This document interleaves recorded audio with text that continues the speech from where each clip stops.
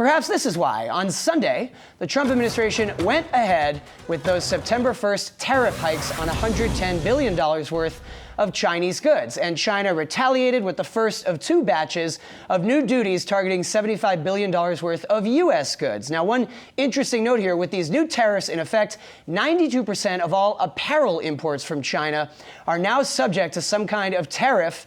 And meanwhile, a spokesperson for the Chinese Commerce Ministry says that China plans to sue the U.S. over all the tariffs through the WTO, that is the World Trade Organization. Here to talk about all the tariff drama, the tit for tat, Rick Newman, back on the couches. Rick? Big tariff day. Big tariff day. Hey, he's a tariff man. He's tariff man, right. So this is the first set of tariffs, Trump tariffs, that actually hit finished consumer products. He's imposed a lot of tariffs on Chinese imports up till now, but mostly they've been on components that go into washing machines and machinery and stuff like that. It's not stuff that consumers see on the shelves, but this new set goes right on to consumer products. Now, the question we don't know the answer to yet is, will the American companies importing these products that are paying these tariffs, will they pass them on to consumers? Will they pass some of it on? Will they be able to go back to the Chinese suppliers and say, look, the cost of these T-shirts just went up 15%. So you need to cut your prices by 15%. Can they even do that? Right. It's probably going to be a combination of all of these things. People talk about relocating your supply lines as if it's really simple to just, instead of placing an order from China for 1 million T-shirts, we're going to place that order in Vietnam. Not nearly as simple as everybody makes it sound.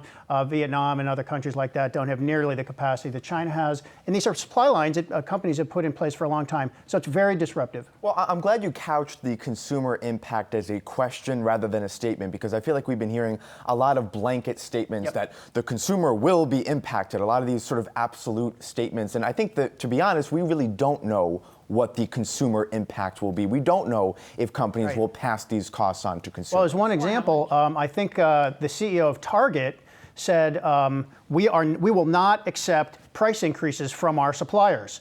So if you are I'm sure they have thousands of suppliers. So if you're a company that supplies Target, Target is basically telling you, you need to eat that added cost. We're not going to be passing that on to our consumers, and we're not going to be taking that onto our own books as well. That's your problem. But something has to give there, because then we're going to see the impact in earnings then. Right, that's right. So something has to give, and what's going to give is those supplier companies are going to get hit, and those are not. It's not like those are Chinese companies. Remember, Trump is wrong when he says China pays the tariffs. These are American firms that pay the tariffs. These are literally companies. The money goes from American importers to the U.S. Treasury. It shows up as new federal revenue paid by Americans. And then those importers have to figure out what to do. So these are going to be importing firms paying this tariff, and they're going to have to figure out, what do they do? If they can't raise their own prices to their company, to their own customer, which is Target, they're going to have to find ways to cut costs. That could mean lower wages. It could mean layoffs. Other ways to cut. They have to spend less. So that's where the crunch point is going to come, and that's going to happen. At thousands and thousands of companies. This goes back to the point where it is going to hurt U.S. companies more than Chinese companies in some instances, and the back and forth of, how it's actually hurting us more than them. I think that's the biggest criticism. And the devaluation of the yuan, that could sort of limit the impact as well. It can, The defense has been, we should be prepared to experience some pain in the short run because it will be worth it in the long run. But I don't know how many people are still buying that argument. Well, did President Trump ever come out and say that? I think the messaging. I think the messaging on this has been terrible. First he said trade wars are easy to win, and then he sort of backs into this explanation.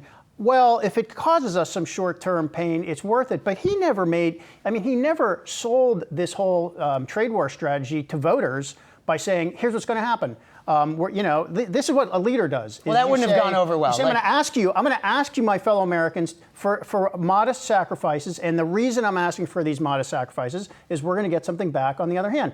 This has just been incoherent. I wonder how that would have gone. Trump keeps saying, we're winning because it hurts China more than us. Hurting China more than us doesn't do anything for America. And he keeps saying, suppliers are moving from China to Vietnam. So what? That doesn't. What does that do for us? That does nothing for us. It disrupts the supply of these products, and then China might lose some business, but we don't get new jobs. We don't get better products. We don't get better prices. We get nothing.